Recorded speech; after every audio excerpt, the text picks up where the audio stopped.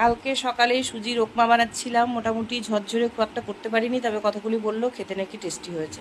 তারপর গীতাদি দেখাচ্ছে ওর বর কি রান্না করেছে, দেখো অদ্ভুত টাইপ, ডাটা দিয়ে ডিম দিয়ে।